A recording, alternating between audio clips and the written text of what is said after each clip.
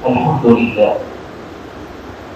لله رب العالمين، والصلاة والسلام على سيد الأنبياء والمرسلين وعلى آله وصحبه أجمعين، أما بعد، فأعوذ بالله من الشيطان الرجيم. بسم الله الرحمن الرحيم.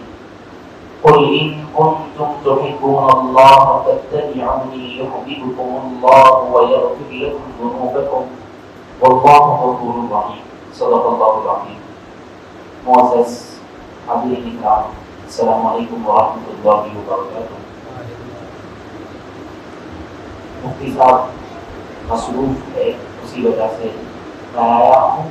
آج کی مناسبت سے حضور پاک علیہ السلام کی محبت کے تعلق سے چند باتیں ہم حضرات کے سامنے ذکر کروں گا. اللہ تبارک و تعالیٰ نے اپنے حبیب پاک علیہ السلام کو طاہر پیدا فرمایا ہے. پاک اللہ تبارک و تعالیٰ نے حضور پاک علیہ السلام کی ذات کو پیدا فرمایا ہے.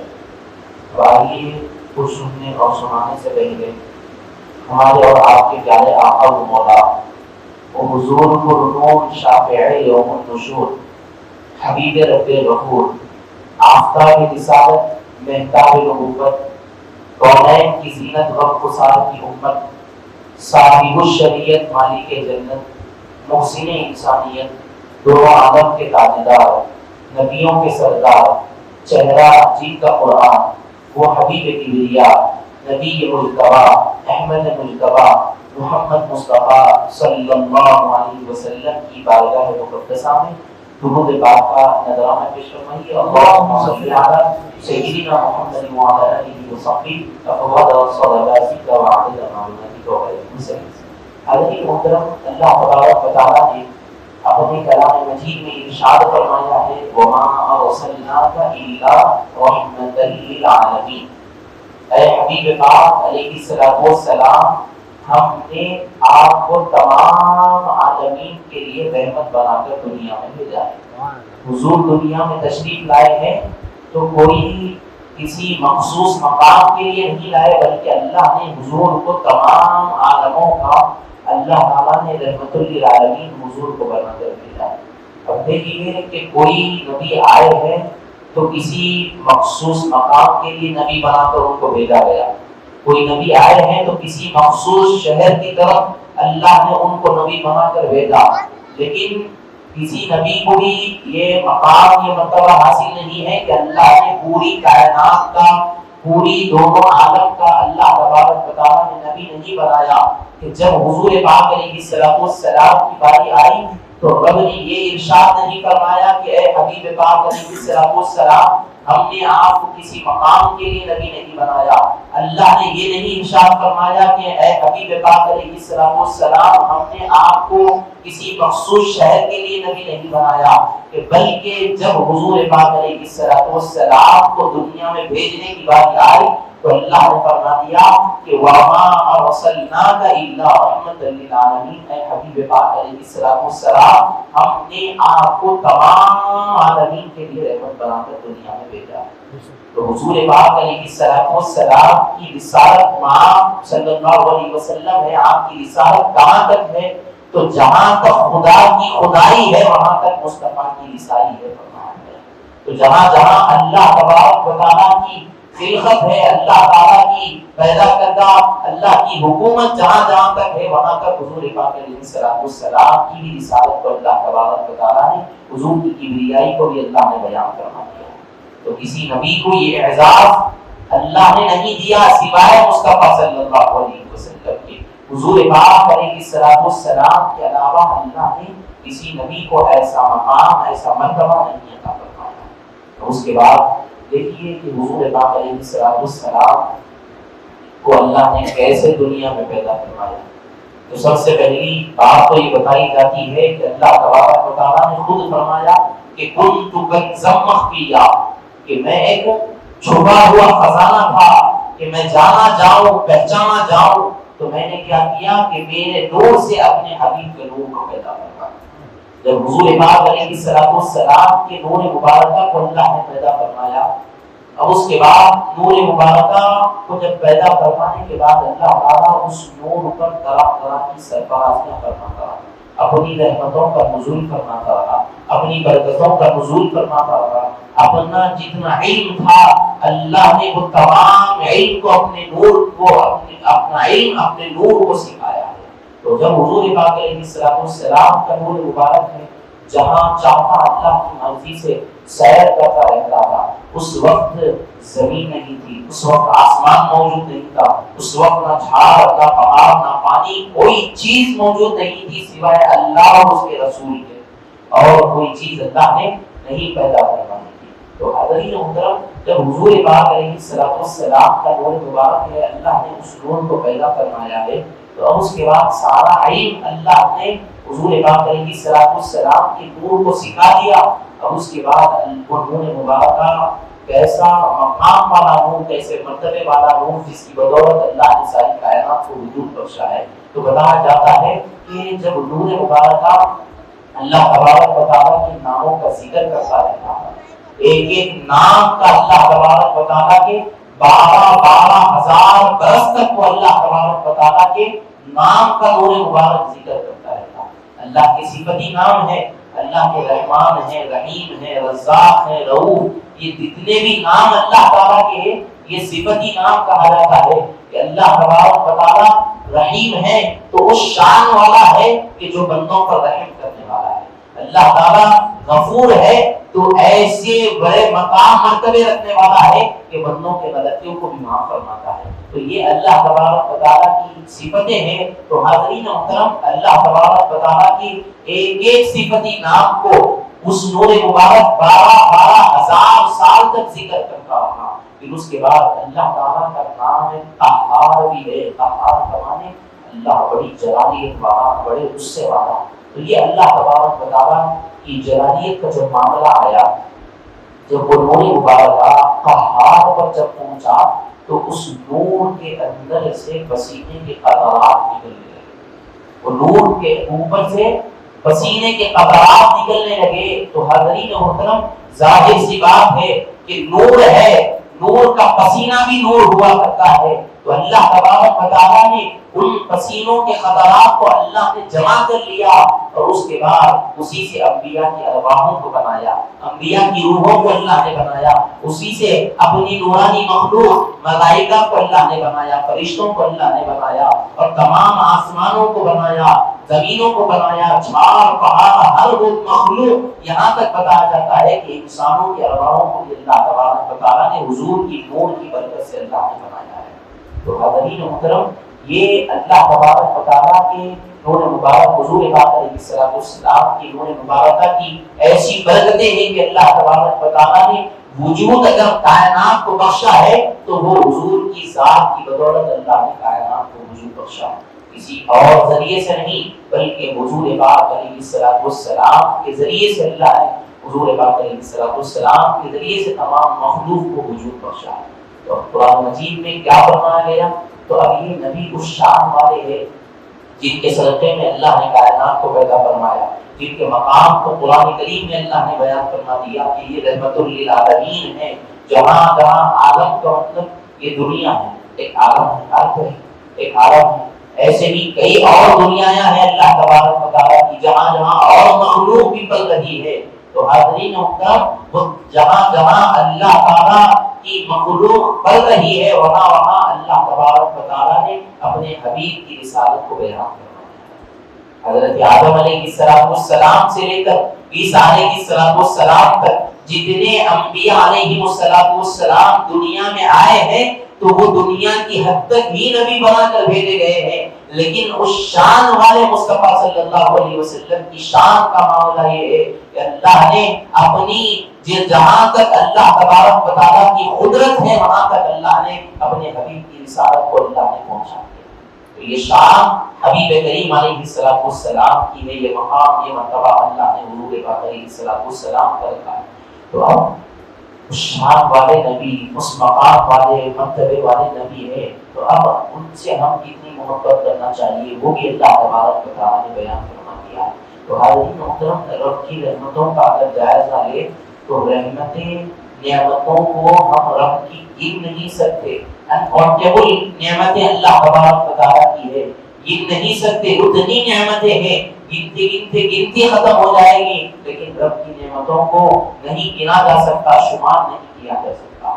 حاضرین محترم، اللہ تبارک و تعالیٰ نے ہم کو نعمتوں کا سلسلہ اللہ نے ہم پر عطا فرمایا ہے. کیا کیا نعمتیں اللہ نے ہم کو عطا فرمائی ہیں؟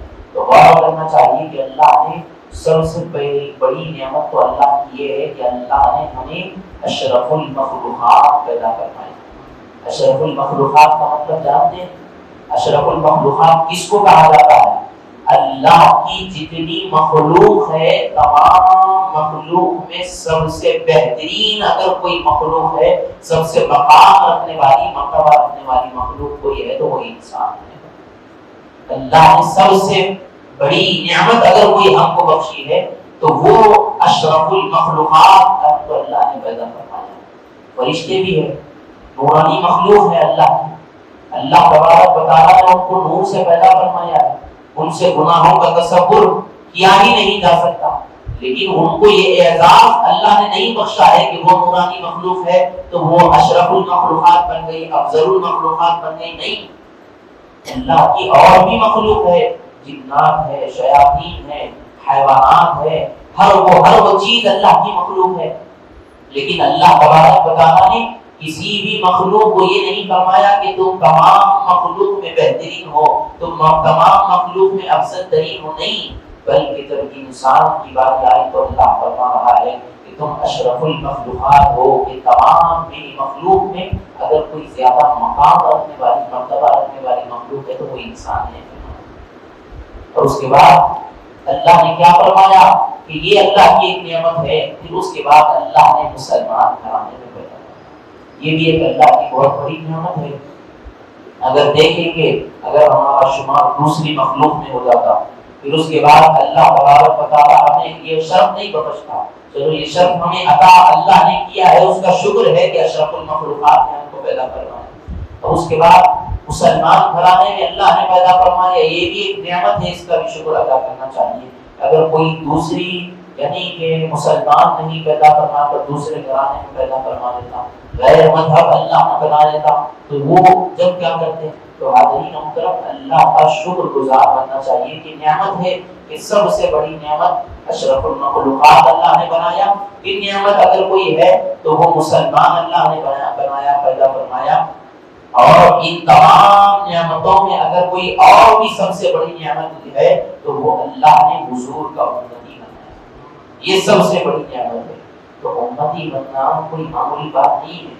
حاضرین محترم، ہم کو ہمارے آبا و اجداد کی طرف سے دین مل گیا تو ہم کو اس کی اہمیت نہیں ہے، اس کی قدر نہیں ہے. اگر معلوم ہو جائے کہ اس کی قدر کیا ہے، کہ امتی کا مقام کیا ہے، تو حاضرین محترم، صحابہ کرام رضوان اللہ تعالی مجمعین، اللہ تبارک و تعالیٰ نے ان کو حضور پاک علیہ السلام کی معیت حاصل فرمائی. مقام کس طریقے سے ملا؟ کہ حضور کا ادب کرنے کی وجہ سے، حضور سے محبت وابستگی رکھنے کی وجہ سے اللہ نے ان کے مقام کو بڑھا دیا. اس کے بعد انبیاء کی طرف جائیں گے، انبیاء علیہ السلام کی طرف دیکھیں گے تو انبیاء بتا رہے ہیں کہ حضور کے امتی بننا کتنا بڑا شرف ہے، کتنا بڑا مقام ہے. حضرت موسیٰ علیہ السلام یہ کون ہے؟ موسیٰ کلیم اللہ ہے، اللہ تبارک و تعالیٰ سے ہم کلام ہونے والی شخصیت. اللہ تبارک و تعالیٰ کے پیغمبر، اللہ کے رسول ہے. موسیٰ علیہ السلام اللہ کے نبی ہے. تو حاضرین محترم، حضرت موسیٰ علیہ السلام دعا کر رہے ہیں اور تورات میں اللہ نے حضور کا ذکر فرمایا ہے کہ اے موسیٰ، یہ وہ نبی ہے جن کے صدقے میں نے تم کو پیدا فرمایا ہے. تو حاضرین محترم، یہ نبی آئیں گے تمہارے، اور بعد بھی نبی آئیں گے اور ان کی امتیں بھی ہوا کریں گی. تو حاضرین محترم، حضرت موسیٰ علیہ السلام رب کی بارگاہ میں ہاتھ اٹھا کر دعا کرتے ہیں کہ مولا تو مجھے حضور پاک علیہ السلام کا امتی بنا.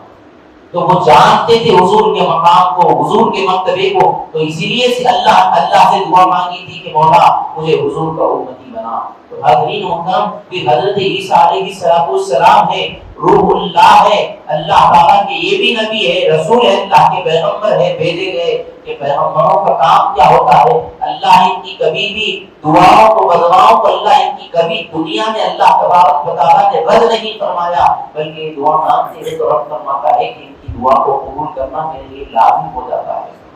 تو یہ ایسی شان مرتبے رکھنے والے، مقام رکھنے والے انبیاء علیہ السلام ہیں. اللہ کی بارگاہ میں ہاتھ اٹھا کر عیسیٰ علیہ السلام دعا فرما رہے ہیں کہ مولا مجھے حضور پاک علیہ السلام کا امتی بنا. آپ کی دعا کو اللہ نے قبول فرما لیا کہ آسمانوں پر اللہ نے آپ کو اٹھا لیا. قرب قیامت اللہ تعالیٰ حضرت عیسیٰ علیہ السلام کو جب بھیجے گا تو وہ نبی بن کر نہیں آئیں گے بلکہ حضور کے امتی بنا کر بھیجے جائیں گے. تو حاضرین محترم یہ ایسے بڑے بڑے انبیاء علیہ السلام ہیں جن کو اللہ نے رسول بنایا ہے کہ رسول وہ ہوتے ہیں جن پر اللہ نے کتاب کو نازل فرماتا ہے.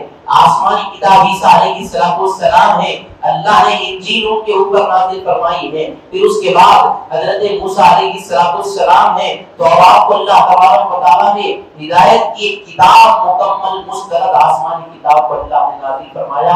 ان کے اوپر اللہ نے بھیجا قرآن توراۃ کو اتارا. تو وہ کتاب جس طریقے سے کلام اللہ ہے، قرآن مجید ہے، اس میں ہدایت کا ذریعہ ہے، ہدایت حاصل کرنے کی رہنمائی ہمیں دی گئی ہے. تو ویسے ہی موسیٰ علیہ السلام کی امت کو بھی اللہ نے کتاب عطا فرمائی، اس میں رہنمائی کا ذریعہ اللہ نے بیان کیا. عیسیٰ علیہ السلام کی امت بھی آئی، ان کی رہنمائی کا ذریعہ اللہ تعالیٰ نے انجیل میں رکھا ہے. تو یہ تمام انبیاء علیہ السلام ہیں.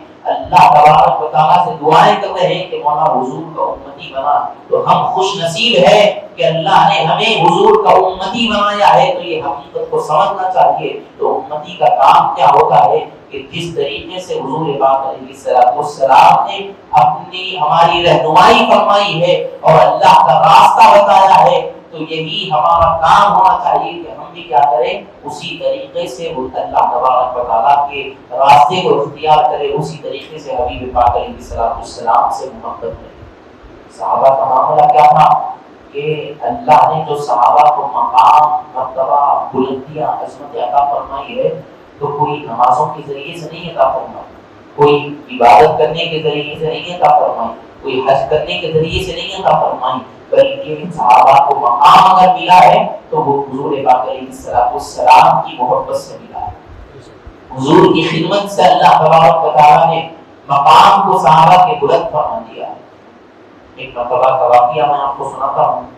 سیدی شیخ الاسلام عارف باللہ عاشق رسول اللہ شاہ امام محمد انوار اللہ فاروقی رحمت اللہ تعالیٰ علیہ بانی جامع نظامیہ کے جو فوقر ہے، بڑے ہیں، امام محمد انوار اللہ فاروقی رحمت اللہ تعالیٰ علیہ آرام فرما رہے ہیں. تو حاضرین محترم، اللہ تبارک و تعالیٰ کہ رسول صلی اللہ علیہ وسلم نے ان کو دنیا میں بھیجا کہ ایسے عاشق رسول ہے، حضور سے اتنی محبت رکھتے تھے کہ اپنی پوری زندگی حضور کے در پر لگا دینے کے لیے گئے تھے. جب حضور پاک مدینہ منورہ پہنچے تو سوچ لیے کہ اب میں دوبارہ واپس میں اپنے وطن کو نہیں جاؤں گا، میں اپنی زندگی حضور کے در پر قربان کر دوں گا.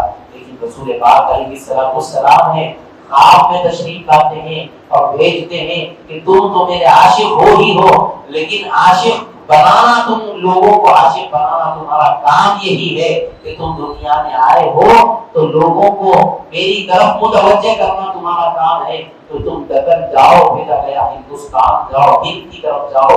تو رسول پاک علیہ السلام کے فرمان کے مطابق سیدی شیخ الاسلام علیہ رحمۃ آئے اور یہاں آ کر ایک بہت بڑا ادارہ آپ نے قائم فرمایا اور اس کے بعد لوگوں کو بتا دیا کہ یہ وہ ادارہ ہے جہاں حضور پاک علیہ السلام کی محبتوں کا درس کیا جاتا ہے. تو حاضرین محترم، سیدی شیخ الاسلام علیہ رحمۃ اپنے ایک مخطوطے میں، اپنی ایک کتاب میں نقل فرماتے ہیں، صحیح بخاری شریف کی روایت کو نقل فرماتے ہیں کہ حدیبیہ کے موقع پر صلح حدیبیہ جب ہوئی تھی، جو صلح حدیبیہ کے مقام کا نام ہے، مدینہ اور مکہ کے درمیان ایک مقام ہے، اس کو حدیبیہ اس کا مقام ہے. تو وہاں صلح حدیبیہ کے موقع پر جنگ چھڑ گئی تھی مسلمانوں میں اور کفار و مشرکین میں، تو بعد میں صلح ہو گئی. تو حاضرین محترم، لیکن وہ واقعے کو سیدی شیخ الاسلام علیہ رحمۃ اللہ بیان فرما رہے ہیں کہ حضرت عروہ بن مسعود ثقفی رضی اللہ تعالیٰ عنہ ایک صحابی رسول ہے.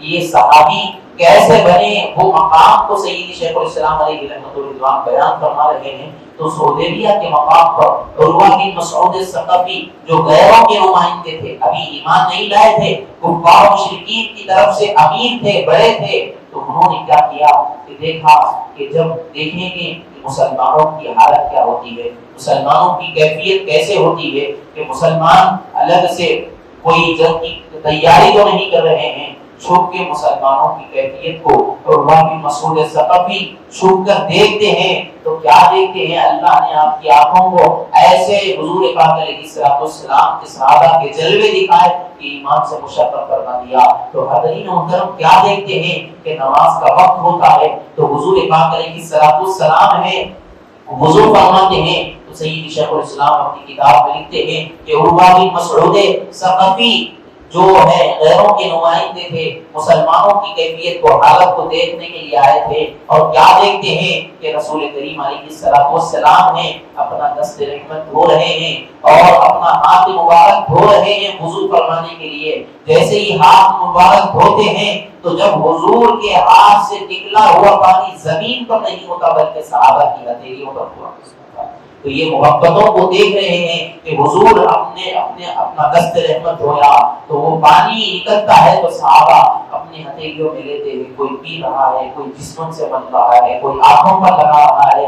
تو حاضرین محترم ذرا یہاں غور کیجئے کہ حضور پاک علیہ السلام گویا کوئی عام انسان نہیں ہے. اگر عام انسان ہوتے تو صحابہ اس طریقے کا ادب نہیں کیا کرتے. تو حاضرین محترم حضور نور ہے، تو جو نور کے ہاتھ کا جو دھویا ہوا پانی ہوتا ہے اللہ نے وہ بھی نور بنایا ہے. تو وہ نور کے پانی کو صحابہ پی رہے ہیں، اپنے جسموں پر مر رہے ہیں. اللہ نے حضور پاک علیہ السلام کو طاہر مطہر بنایا ہے کہ پاک بھی بنایا، پاک کرنے والا بھی بنایا ہے. تو حضور کے جسم سے لگا ہوا پانی ناپاک نہیں بلکہ پاک ہوتا ہے، اسی لیے صحابہ کرام اس کو پی رہے ہیں. تو حاضرین محترم یہ تمام معجزہ دیکھتے ہیں کہ حضور کا ہر ایک اداؤں کا وضو کرنا، وہ تمام کیفیتوں کو دیکھ لیتے ہیں اور اللہ نے آپ کے دل میں ایک بات کو ڈال دیتی ہے، ڈال دیتا ہے. اس کے بعد کیا ہوتا ہے کہ اپنی قوم کی طرف لوٹ کر آتے ہیں اور آتے ہیں اپنے قوم کی طرف،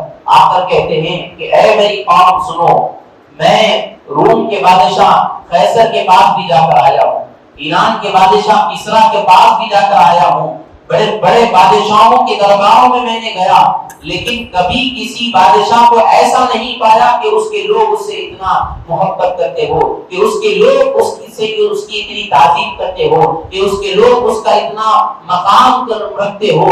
تو لیکن کبھی کسی بادشاہ کے دربار میں گیا ہوں تو کسی بادشاہ کی رعایا کو ایسا نہیں پایا ہوں کہ اس کی رعایا اس کا اتنا ادب رکھتی ہوگی، اس کی رعایا اس سے اتنا محبت رکھتی ہوگی، اتنی وابستگی رکھتی ہوگی جیسا مصطفیٰ صلی اللہ علیہ وسلم سے صحابہ وابستگی رکھتے ہیں. تو حضرین محترم حضور کے جو کیفیات کو اپنی آنکھوں سے عروہ بن مسعود ثقفی دیکھتے ہیں، اپنی قوم کے پاس جاتے ہیں اور کہتے ہیں کہ اے میری قوم سنو، واللہ تنخم رخامۃ الا وقعت فی کف رجل منهم، کہ فرما دیا گیا کہ اے میری قوم سنو، قسم کا خدا جب حبیب پاک علیہ السلام اپنی ناک مبارکہ کو صاف فرماتے تو اس ناک مبارکہ سے نکلا ہوا پانی زمین پر نہیں بلکہ صحابہ کی ہتھیلیوں پر ہوا.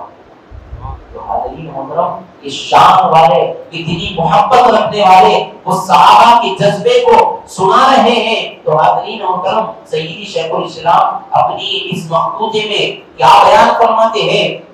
یہ بیان فرماتے ہیں کہ کیسا صحابہ کو اللہ نے، کیسا صحابیت کے مرتبے سے اللہ تبارک و تعالیٰ نے مشرف فرمایا. صرف ان کا کام کیا تھا؟ کوئی انہوں نے نماز نہیں ادا فرمائی، کوئی انہوں نے توبہ کر کر اسلام میں داخل ہو کر نمازوں کی پابندی کی نہیں، نمازوں اس حج کو نہیں کی، حج کرنے کے لیے نہیں گئے. تو حاضرین محترم یہ مقام ان کو کیسے ملا؟ نمازوں کی بدولت نہیں ملا، حج کرنے کی بدولت نہیں ملا، لیکن ابھی اسلام قبول ہی نہیں کیے تھے. حضور کے جلووں کو دیکھے اور دیکھ کر اپنی قوم سے جا کر بیان فرمایا کہ اے میری قوم سنو کہ یہ ادائیں حضور کی ہے، یہ ادائیں صحابہ کی ہے. تو یہ تمام چیزیں حضور کی ایک ایک محبتوں کو اپنی قوم کے درمیان میں بیان کیا. تو حضور پاک علیہ السلام کی اداؤں کو بیان کرنے کا یہ صلہ ملا کہ اللہ نے مصطفیٰ کا صحابی مسلمان بنا دیا اور مصطفیٰ کا صحابی بنا دیا. تو حضرین محترم جو مقام صحابہ کرام کو ملا ہے تو وہ حضور سے محبت رکھنے کی بدولت، حضور سے وابستگی رکھنے کی بدولت اللہ نے یہ مقام حضور پاک علیہ السلام کے صحابہ کو اللہ نے عطا فرمایا. تو حضرین محترم ہم ان کے امتی ہے تو ہم پر بھی واجب ہے کہ ہم جس طریقے سے صحابہ حضور سے محبت رکھا کرتے ہیں کہ حضور کی خاطر، حضور کے فرمان پر صحابہ کرام اپنی جانوں کو نچھاور کر دیا کرتے ہیں، اپنا مال، اپنی اولاد، اپنے ماں باپ سب کچھ قربان ہو جائے اور خود بھی قربان ہو جانا پسند فرمایا کرتے تھے. اور کئی ایسے صحابہ کرام رضوان اللہ تعالی اجمعین ہیں جن پر ظلم و زیادتی کی گئی اور ان کے سامنے، صحابہ کے سامنے ان کے والدین کو قتل کر دیا گیا، ان کے بچوں کو مار دیا گیا کہ کس وجہ سے کہ تم دین سے مل جاؤ. لیکن اللہ کی محبت، اللہ کے رسول کی محبت ان کے دل میں ایسی بس گئی تھی کہ مال کی بھی انہوں نے پرواہ نہیں کی، جان کی بھی پرواہ نہیں کی، اولاد کی بھی پرواہ نہیں کی، ماں باپ کی بھی پرواہ نہیں کی، بلکہ خود اپنے آپ کی بھی پرواہ نہیں کی. اس طریقے سے حضور سے وہ محبت رکھا کرتے. تو حضور کی حدیث بھی ہے نا، حضور فرما رہے ہیں کہ تم کامل مومن، ایمان والا جب تک آپ نہیں ہو سکتے، مکمل مومن آپ جب تک نہیں ہو سکتے جب تک کہ آپ اپنے ماں باپ، اپنے رشتہ دار، اپنے دوست احباب، تمام لوگوں میں سب سے زیادہ آپ حضور سے محبت نہ کریں. سب سے زیادہ حضور سے محبت ہونا چاہیے. اسی لیے تو اللہ نے اپنے کلام مجید میں کیا فرمایا ہے؟ اگر آپ یہ یقین رکھتے ہیں، اگر آپ یہ کہتے ہیں کہ میں اللہ سے محبت رکھتا ہوں، تو سبھی تو اللہ سے محبت رکھتے ہیں. ہم اپنا دعویٰ یہ ہے کہ ہم یہ دعویٰ کرتے ہیں، ہم دل میں مانتے ہیں کہ نہیں ہم اللہ سے محبت رکھنے والے ہیں. تو حاضرین محترم فطری بات یہ ہے کہ ہم جس سے محبت کریں تو یہ بھی ہونا ہے کہ وہ بھی ہم سے محبت کرے. یہ بھی ضروری ہے کہ ہم ہی محبت کر رہے ہیں کہ آگے والا ہم سے محبت نہیں کر رہا ہے تو پھر آپ کی محبت قابل قبول نہیں ہو سکتی. تو حاضرین محترم اسی طریقے سے بتایا جاتا ہے کہ اگر آپ یہ کہتے ہیں کہ میں اللہ سے محبت رکھتا ہوں تو پھر اللہ تعالیٰ آپ سے محبت نہیں رکھتا تو آپ کا محبت کرنا قابل قبول نہیں ہوگا. تو بتایا جاتا ہے کہ کب اللہ آپ سے محبت کب کرتا ہے تو قرآن کہتا ہے کہ قل ان کنتم تحبون اللہ، اے حبیب پاک علیہ السلام آپ فرما دیجئے کہ میرے ان بندوں سے جو یہ کہتے ہیں کہ میں اللہ سے محبت رکھتا ہوں، اللہ سے محبت رکھنے کا دعویٰ کرتا ہوں، تو ان بندوں سے آپ فرما دیجئے کہ اگر یہ کوئی کہتا ہے کہ کنتم تحبون اللہ، کہ میں اللہ سے محبت رکھتا ہوں، تو اللہ فرما رہا ہے کہ تمہارا کام کیا ہے کہ فاتبعونی، تو حضور کی اتباع کرو، حضور کی پیروی کرو، حضور سے وابستگی رکھو، حضور سے محبت رکھو. پھر ہوتا ہے کہ یحببکم اللہ، اللہ تم سے محبت کرتا ہے. تو جن سے محبت ہم کر رہے ہیں ان کے بعد ان کے ہر حکم کو ماننا پڑتا ہے، ان کی ہر بات کو ماننا پڑتا ہے، تبھی آپ کی محبت قابل قبول ہوتی ہے. آپ کہتے ہیں کہ اللہ سے محبت کرتا ہوں تو اللہ کی بات کو نہیں مانتا ہوں تو آپ کی محبت قابل قبول نہیں ہو سکتی. تو حاضرین محترم اللہ نے جو قانون بنا دیا، بتا دیا کہ اگر تم یہ چاہتے ہو کہ میں تم سے محبت کروں اور تم کہتے ہو کہ میں تم مجھ سے محبت کرتے ہو تو میری بات کو تم غور سے سنو. رب فرما رہا ہے کہ فاتبعونی، پہلے تم کیا کرو؟ حضور کی اتباع، حضور کی پیروی کرو اور حضور پاک علیہ السلام سے محبت وابستگی رکھو.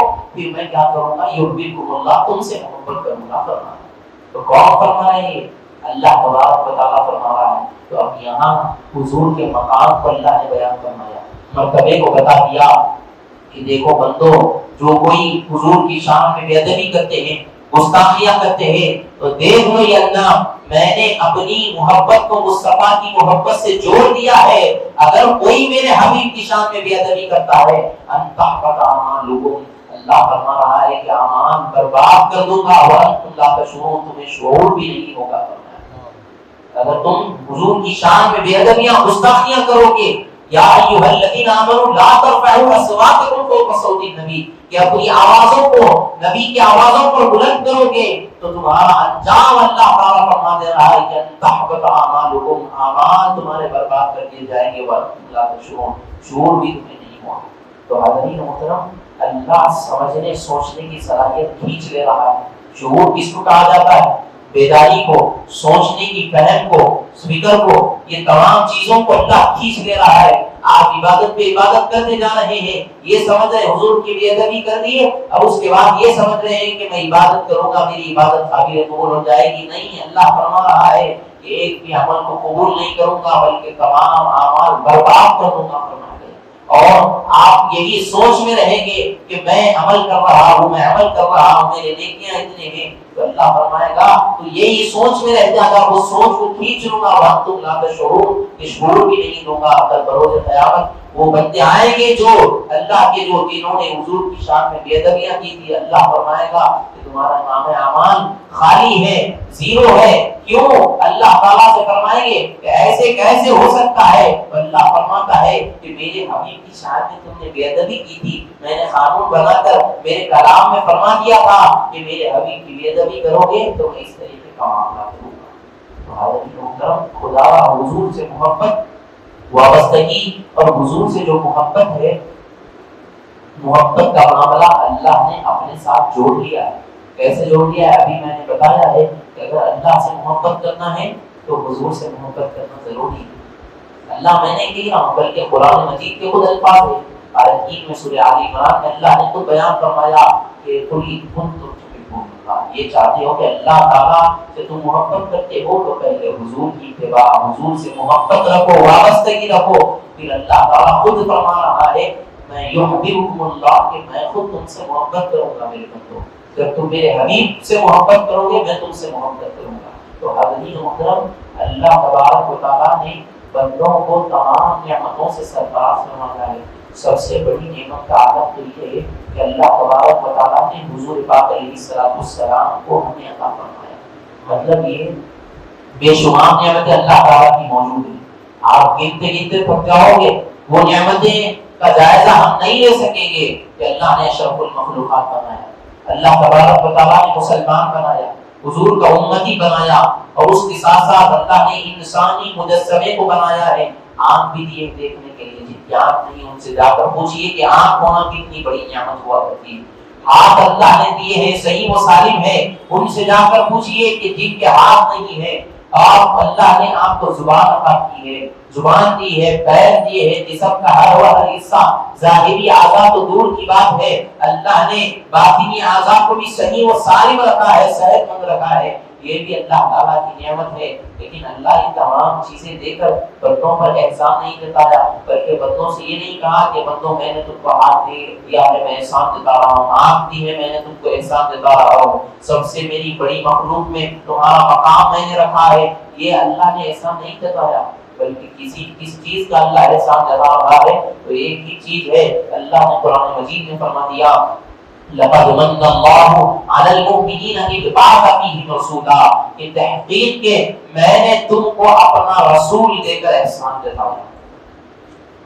احسان اسی کا جتایا جاتا ہے جس کی اہمیت زیادہ ہوتی ہے، جس کی اہمیت زیادہ ہوتی ہے تو احسان اسی کا جتایا جاتا ہے۔ تو اللہ نے اپنے حبیب کو بھیج کر یہ فرمایا کہ بندوں میرے سنو، میں نے اپنا حبیب، اپنا رسول میں نے تم کو دے دیا ہے، فرمایا گیا۔ تو اللہ نے اپنا فرمایا، تو اب حضور پاک علیہ السلام سے کیسی محبت، کیسی وابستگی اللہ کو ہوگی کہ اللہ فرما رہا ہے کہ حبیب پاک علیہ السلام کو میں نے تم کو دے دیا، دے کر اب احسان جتا رہا ہوں میرے بندوں سنو کہ میں تم کو دیا، یہ دیا کہ کیا دیا کہ رسول اللہ کو میں نے تم کو دے دیا۔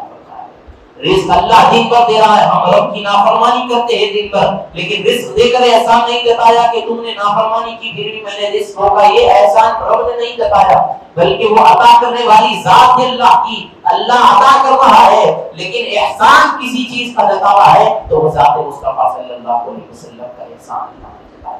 تو میں نے میرا حبیب دے دیا، فرمایا اللہ فرما رہا ہے کہ میں نے اپنا رسول اپنا حبیب تم کو دے دیا ہے۔ تو حاضرین محترم کتنی بڑی بات ہے کہ رب جس سے محبت کرے ہم کو وہ چیز اللہ عطا، سب سے بہترین اگر کوئی چیز ہے اللہ کے نزدیک، اللہ اگر سب تمام چیزوں میں اگر کسی سے محبت رکھتا وابستگی رکھتا ہے تو وہ حضور کی ذات ہے، حضور پاک علیہ السلام کی ذات اطہر ہے۔ اللہ ان سے محبت رکھتا ہے تو اپنی من پسندیدہ چیز، اپنی محبت کردہ چیز جب کسی کو عطا کر رہا ہے تو اللہ تبارک و تعالیٰ فرما رہا ہے کہ دیکھو میں نے اپنا رسول تمہیں دے دیا ہے۔ تو حاضرین محترم اب وہ رسول کی طرف بے دلی کریں گے۔ اب ذرا یہاں غور کیجئے کہ اللہ فرما رہا ہے کہ میں جس سے محبت کرتا ہوں وہ تم کو دے دیا وہ چیز، اگر تم اس کی گستاخی کرو گے، بے ادبی کرو گے، نافرمانی کرو گے تو پھر اللہ کیا انجام کرے گا؟ وہ قرآن مجید میں اللہ نے اپنے کلام مجید میں بیان فرما دیا تحبط اعمالکم وانتم لا تشعرون، کہ شعور بھی نہیں ہوگا ایسے اعمال تمہارے برباد ہو جائیں گے۔ تو ہم کو بھی حضور سے کس طریقے سے محبت رکھنا ہے، وابستگی ہم کو کس طریقے سے رکھنا ہے، جیسا صحابہ کرام رکھا کرتے تھے۔ حضور کا ہر عمل اللہ نے ہمارے لیے رہنمائی والا بنا دیا، شریعت بنا دیا۔ قرآن کہتا ہے کہ لقد کان لکم فی رسول اللہ اسوۃ حسنہ، کہ اللہ فرما رہا ہے کہ ہم نے حضور پاک علیہ السلام کی مبارک زندگی کو تمہارے لیے بہترین نمونہ بنایا۔ مطلب یہ کہ بہترین مقصد بنایا زندگی گزارنے کا۔ تم حضور کی زندگی کو پڑھو، دیکھو اسی طریقے سے تم زندگی گزارو کرنا ہے۔ بارہا آیتوں میں اللہ نے اپنے کلام مجید میں حضور کا ذکر فرمایا ہے۔ حضور کے القابات کو اللہ نے کہیں یاسی پکارا، کہیں طٰہٰ پکارا، کہیں قاف کہہ کر پکارا، تو یہ الف لام میم کہہ کر پکارا، حامیم کہہ کر پکارا، صاد کہہ کر پکارا۔ یہ حروف مقطعات کہا جاتا ہے۔ اس کے معنی اللہ اور رسول کی زیادہ بہتر جانتے ہیں۔ کوئی اور چیز، کوئی اور مخلوق اس کے معنی و مفہوم کو نہیں جانتی ہے۔ اللہ اپنی محبت میں، حضور کی محبت میں یہ الفاظ کو عطا فرمایا تو اس کے پیچھے کا راز کیا ہے اللہ اور اس کے رسول کی جانتے ہیں۔ جو پکار رہے ہیں وہ جانتے ہیں اور جو سن رہے ہیں وہ جانتے ہیں۔ تو حاضرین محترم یہ مقام، یہ مرتبہ اللہ تبارک و تعالیٰ نے حضور پاک علیہ السلام کا رکھا ہے۔ تو ہم کو کیسی وابستگی حضور سے رہنی چاہیے؟ زیادہ سے زیادہ ہم کو حضور سے محبت رکھنا چاہیے۔ صحابہ کرام اپنی جانوں کو حضور کے لیے قربان کر دیا کرتے تھے، اپنا مال قربان کر دیا کرتے تھے۔ یہ اس شان والے نبی ہے کہ جن کا ہم تصور بھی کیا جائے تو اللہ تبارک و تعالیٰ ان کے تصور کی بدولت ہمارے مشکلات کو اللہ تعالیٰ حل فرما دیتا ہے۔ صحابہ کرام ہیں، کئی صحابہ کرام کا کیا معاملہ ہوتا، کبھی کوئی پریشانی میں ہوتے تو حضور کی طرف اپنا دل متوجہ کرتے تھے، اپنے دل کو سکون میں ایک جگہ بیٹھ جانے آ کرتے تھے اور اپنے حضور پاک علیہ السلام پر درود پاک کا نذرانہ بھیجتے، اپنا دل کا معاملہ حضور کی طرف جھکا لیتے تو یہاں معاملہ حل ہو جایا کرتا تھا۔ تو ہمارا بھی کام ایسے ہی ہونا چاہیے کہ حضور کے امتی ہے تو غیروں سے مدد نہیں بلکہ حضور پاک علیہ السلام سے مدد، اللہ تعالیٰ سے مدد حاصل کرنا چاہیے۔ تو اللہ تعالیٰ نے خود فرما دیا کہ میرا کام دنیا کو بنانا ہے، پیدا کرنا ہے، تو میں رب خالق ہے، مالک مصطفیٰ کو اللہ تبارک و تعالیٰ نے بنایا ہے، بتا دیا ہے کہ میرا کام پیدا کرنا تھا، میں نے پیدا کر دیا۔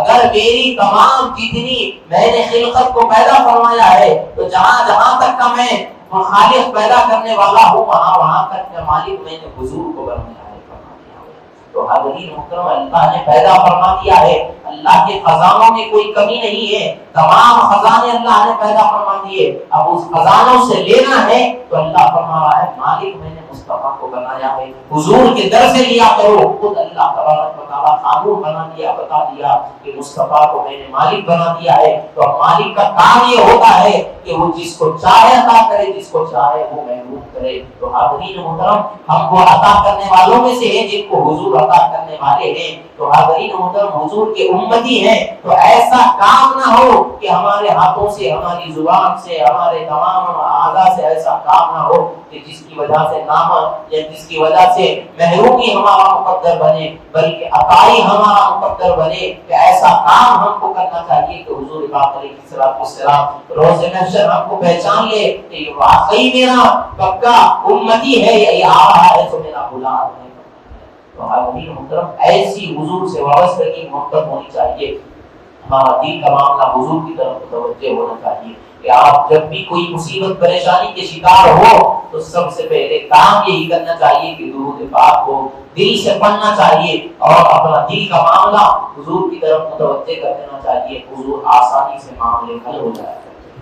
تو حاضرین محترم ایسی محبت، ایسی وابستگی حضور پاک علیہ السلام سے ہم کو کرنی چاہیے۔ یہ شان، یہ مقام اللہ نے حضور پاک علیہ السلام کا بتایا ہے۔ اللہ تعالیٰ سے دعا ہے کہ ہم تمام کو سننے سمجھنے عمل کرنے کی توفیق عطا فرمائے۔ مولا تعالیٰ میلاد پاک کی خیرات ہمیں عطا فرمائے۔ مولا تعالیٰ اس میلاد پاک کے مہینے میں مولا ہم تمام کی زندگیوں میں برکت عطا فرمائے۔ آمین بجاہ سیدنا المرسلین برحمتک یا ارحم الراحمین والحمد للہ رب العالمین۔